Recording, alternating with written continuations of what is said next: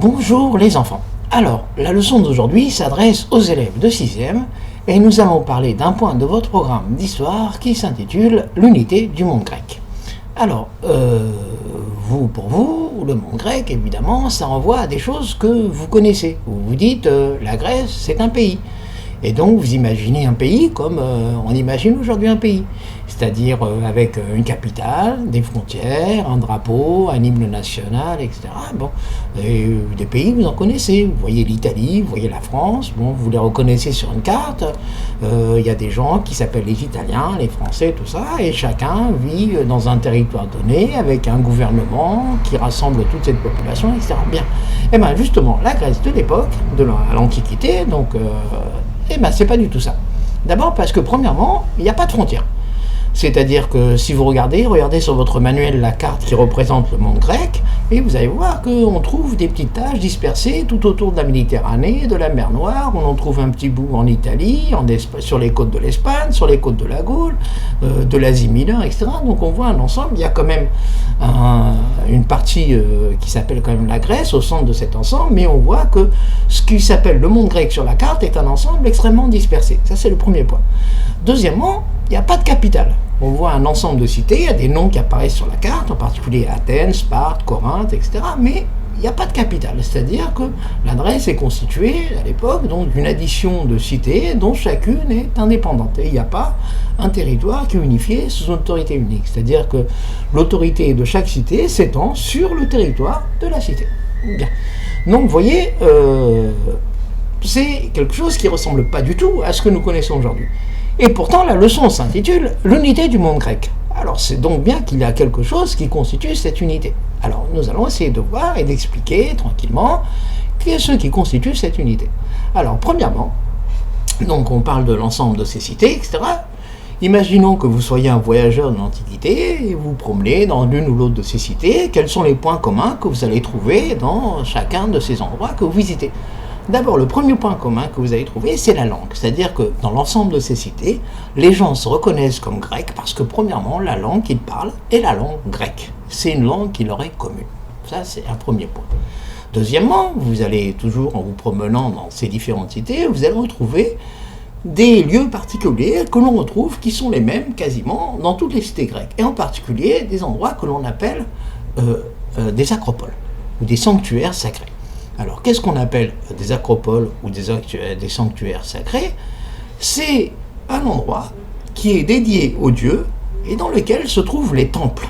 Et parce que c'est un des éléments essentiels de l'unité du monde grec, c'est que dans toute cité grecque se trouve des temples qui sont dédiés à leurs dieux. Et ces temples constituent à l'intérieur de la cité un espace particulier, un espace sacré qui est consacré aux dieux. Et donc ça c'est un autre élément donc on retrouve les mêmes temples parce que les Grecs sont des gens qui adorent les dieux dans des temples, etc., que l'on retrouve dans l'ensemble des cités grecques.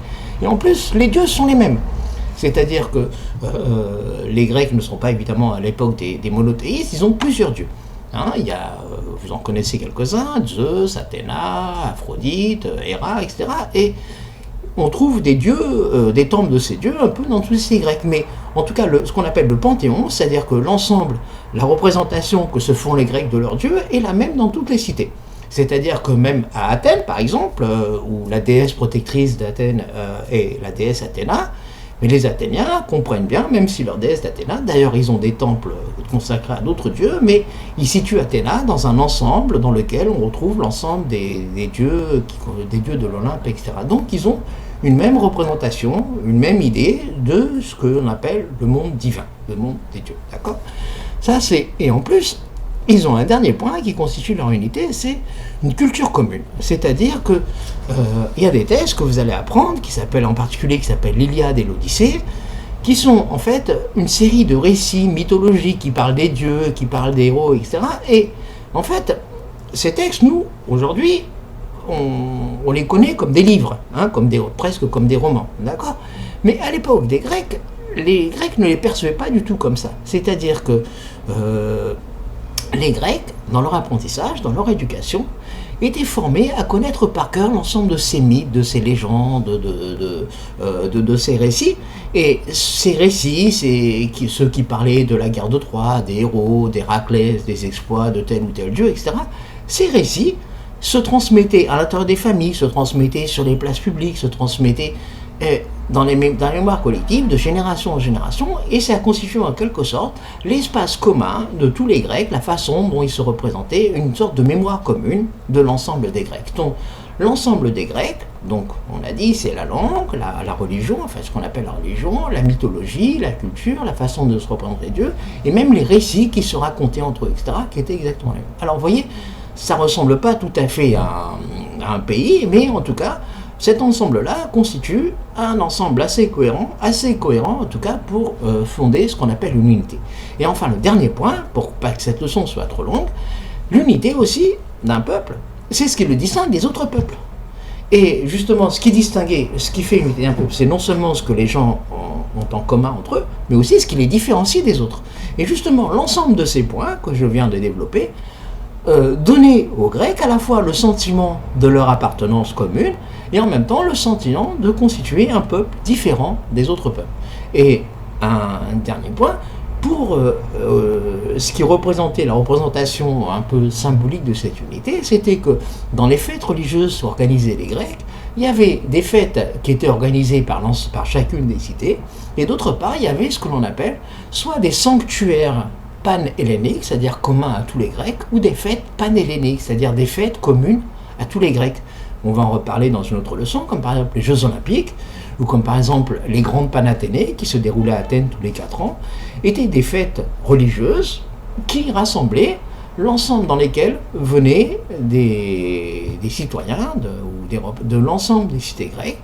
Et donc, c'est dans ces fêtes que les Grecs prenaient un petit peu aussi le sentiment de leur unité. Voilà, c'est tout pour aujourd'hui, et à la prochaine fois pour la prochaine leçon. Merci, au revoir. Vous pouvez laisser des commentaires éventuellement ou poser des questions. À la prochaine.